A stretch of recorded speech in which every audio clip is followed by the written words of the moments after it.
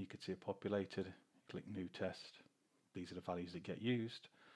Some brief description so you can identify your tests, and then some important vehicle parameters such as blades, the radius of the blade at the front, the radius of the blade tip at the back, the maximum speed just helps to scale the displays, and then an expected full scale. You can go over these values, just helps us initialize the displays.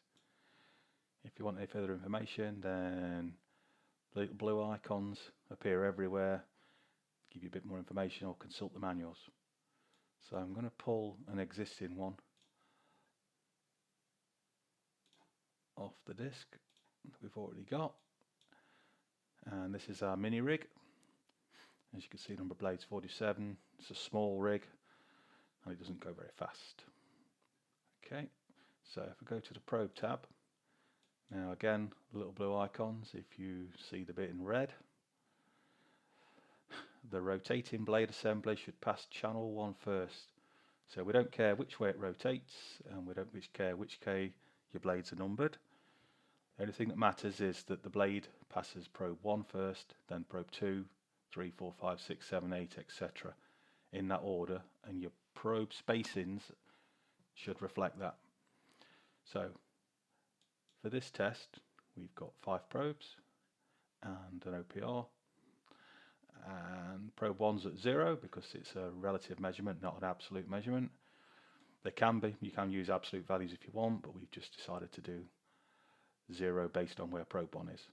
So probe 1's at 0, 29 degrees later is probe 2, 53 degrees probe 3. These are with respect to probe 1 obviously, not each other.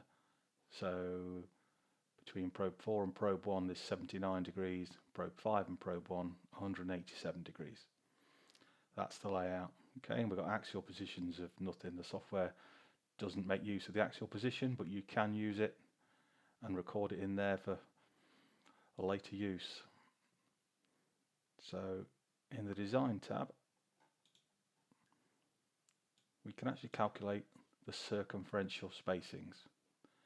So if we import the current probes, that's just copied them in, and if we stick them up as fixed because maybe this rig's been built already, which it has, we want to see how good we are, maybe looking for a third engine order response, and we can use calculate, and it tells us we've got a good result. So if you want to know more information, you can look in probe exclusions, you can look in the goodness of fit. 1 is very good, anything greater than 10 not so good. So let's add another one. Let's do a 3 and a 7. Maybe run the calculations again. Okay, they're still good. If we look at a 5 and 11 and a 15, calculate, even better. So they're 3 good results. Generally the probe positioning is not that critical for single engine order responses. If you've got doubles, then you need to prioritize those, which it will do. Now you can enter 3 engine order values here for a theoretical treble, but we don't support that currently because nobody's got the requirements for it currently. Right. If you've got fixed hardware, in other words blockages on the casing or auxiliary equipment where you can't fit the probes, you can put an exclusion zone. So if we had something from 95 degrees through to 150 degrees, we calculate, and it's made no difference. The keep out zone is here. Let's put it round. If I put the keep out zone on, I can't run it without freeing these up. So let's free those up and say, can you get me a better fit?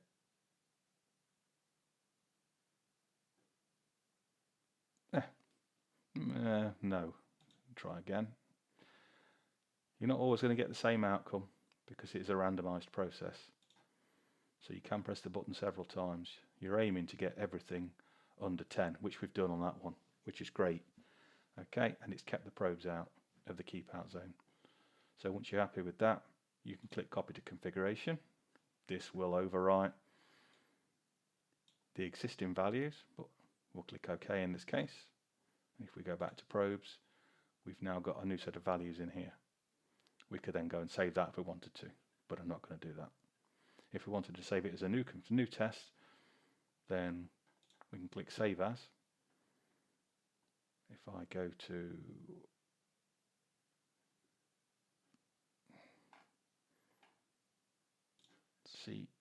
EMT data, I'll create a new folder.